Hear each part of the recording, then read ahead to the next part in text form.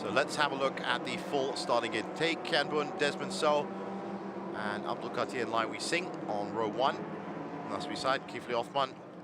Row 2 ahead of William Ho and Ricky Xiao. Ken Urata, Masahiko Ida, Leona Chin, and Marcy Chen, 5th and 6th. Did put in enough for an attack here. Here we go, rolling start in the MCS. Race 2 for the Malaysia Championship Series. Round 1 is underway, and already it looks like a nice, clear, powerful lineup by ST1 Racing right down the middle.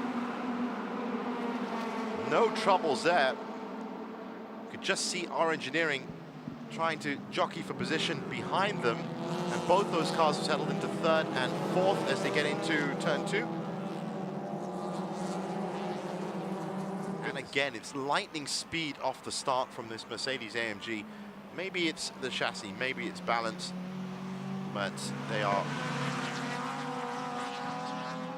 are now running the ST1 Racing team with race ballast from being winners of race 1. The winners from the previous race will have to carry excess ballast up to 30. Well, there's a big spin from them. Just as I'm praising them, the commentator's curses hit. Tae Kian Bun and Desmond So got that all wrong at turn 8. And maybe it was actually the ballast that did it, because they are now having to deal with extra kilograms. Full 15 points from race 1, so still something for them to do, or something for them to take away, but a lot of work to be done. Currently, fastest man on the track, or fastest car on the track, is that number 11 car in your screen. Akid Asli and Mark Darwin making up for a lot of lost ground yesterday. They're on their own comeback run today. And that was pretty much the start of the race as well. So, look at here, Nasri Saad and Kifli Othman, that team, Kifli behind the wheel right now, in the lead here. There is Mark Darwin. Oh, sorry. No, that is not Mark Darwin. That was Abdul Katir is now ahead. There's this 0.1 of a second behind him. There's William Ho in 3rd. Darwin, obviously the first DNFs very early on, lap 3. Those are the only 2 cars so far out of the running. That's Ken Urata topping SB1. And as we get closer to that pit window that is opening in 4 minutes, second drivers are getting ready for their stints. That's Brendan Paul. Tragically unlucky last night to have to retire with mechanical problems literally on the last lap. Was leading the class at, well, for most of the race, had to settle into 2nd in the end, but was looking pretty firm to finish in that place, but something happened to that car. Now he's back.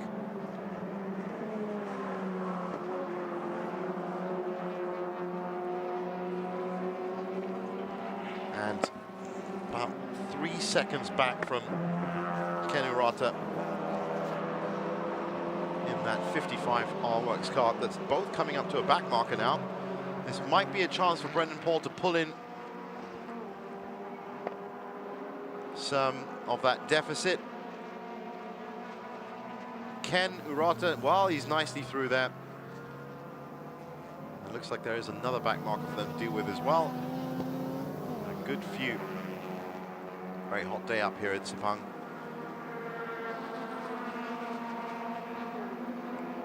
Now have a look at that. Brendan Paul does have a look on the inside and then pops out on the outside. He's going to try and go round, but a good burst of speed.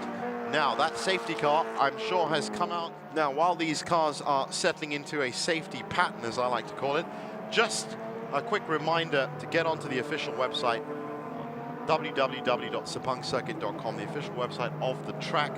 All the information you need to know about some very big things happening this year, not just the continuing MCS season, which will be later this month, July, August, September. MSBK, the Superbike season, that should be from July onwards, all the way up to October. Best in Super Sport, Super Stock, and all those classes in there. The Sepang 1,000 kilometer race, the kind of the finishing Challenge Cup for these guys, will be in November, and then unique doubleheader for the first time happening at Sepang International, December 13th to 15th weekend.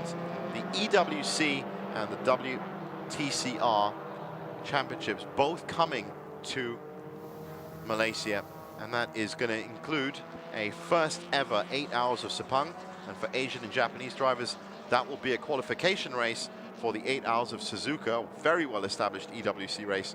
And those EWC races do include some of the biggest races around the world.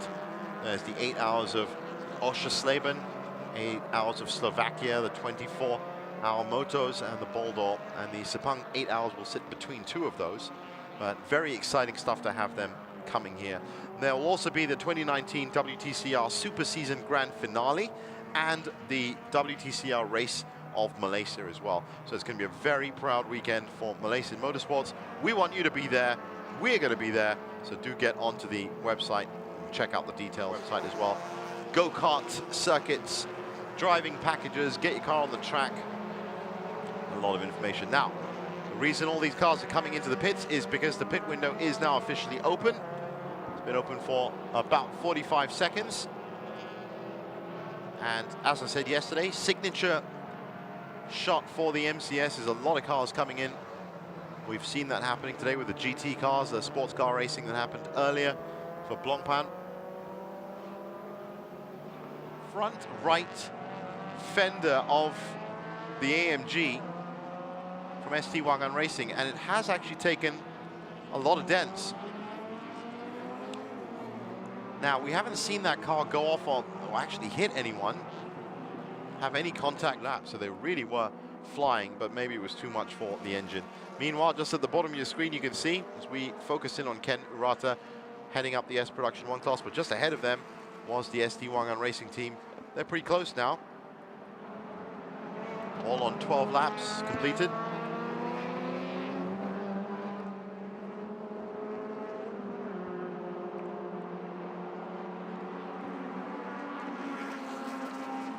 Now remember, at the podium ceremonies yesterday, in the interview with Taekan Bun and Desmond, so they did say that even though it looked very smooth in terms of a race, there was a lot of steering problems that they had.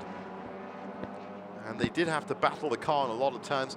They did put that down to the moisture from the night. Once again, full day of rain here at Sepang yesterday. So most of the races from all the championships were affected by it. Malaysian Championship Series as well, even with the late start, did see a couple of cars fall foul to wet parts of the track. Now this is Brendan Paul coming through, Ken Urata just ahead of him. That is for position right now. 0.8 of a second between both of those two. Remember, Brendan Paul, unfortunate to have to DNF yesterday. He's going to be looking to get past him. He's going to want the win. And the pit window now officially closed. So into this final sprint to the finish for race 2 from round 1 of the Malaysian Championship Series 2019. Everybody looking forward to a fantastic season this year. And based on these results that we've seen this weekend, it looks like it could go that way.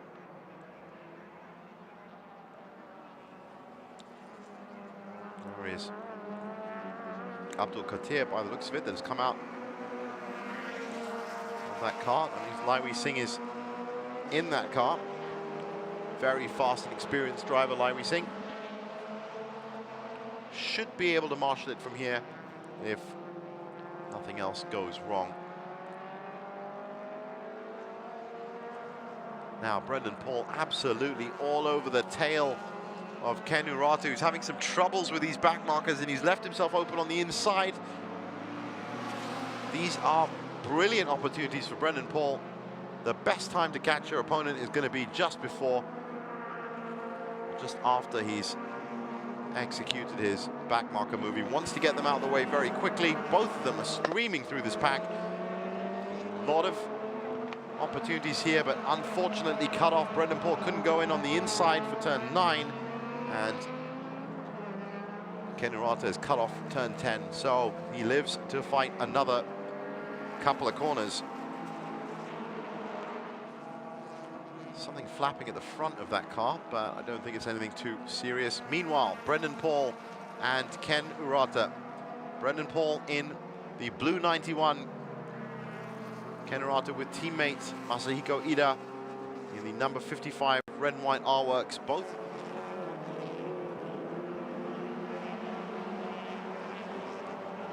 Well, Adi Rahimi. In fact, that might be Angeline Lee.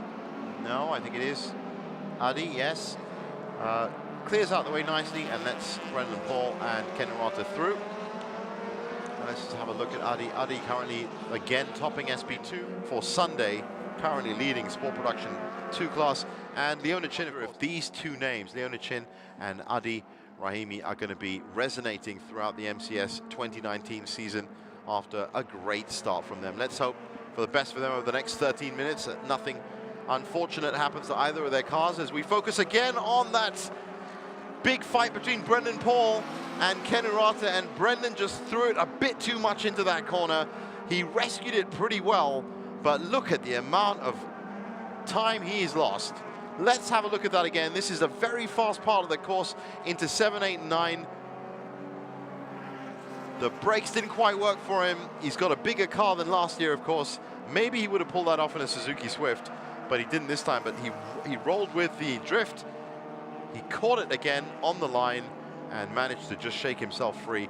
Wow, that was very close. They have been at it for quite a while now, but Brendan Paul very close to putting himself out again this weekend. It was mechanical problems last night, and it could have been a spin-off this time. And a sigh of relief there for that number 55 car. Masahiko Ida should be the driver behind the wheel now, and Brendan Paul has actually immediately come into the pits. Don't forget, the pit window is closed. I reckon he's picked up a knock. Well, this is definitely going to be a learning class for Brendan Paul, and definitely not as stop and start as the MTC class. Had a fantastic fight with in round 2 in a couple of weeks from now. 3, and you couldn't write it. You literally couldn't write this in the MCS. That's going to be logged down as a double win for the Rd1 racing team, but I think they're going to know that that was one of the luckiest wins that they are probably going to have. Mercedes AMG A45 with that. Now, looking at the full results, look at that. 7 seconds behind them, but what a 7 seconds. Taekyan Bu and Desmond So take a double win here at round 1. Abdul Katir and Lai Wei Singh have to settle for a double second. William Ho with a third. That's up from a 4th yesterday. Ken Hirata with the win in SB1. Nasri Saad in 5th. Zuraimi, Ahmad Tamimi in 6th. Leon Koo, Paul Fan. Leona Chin with a fantastic double win in MTC in 9th overall. Chin Hua Lip coming in 2nd in MTC and 10th overall.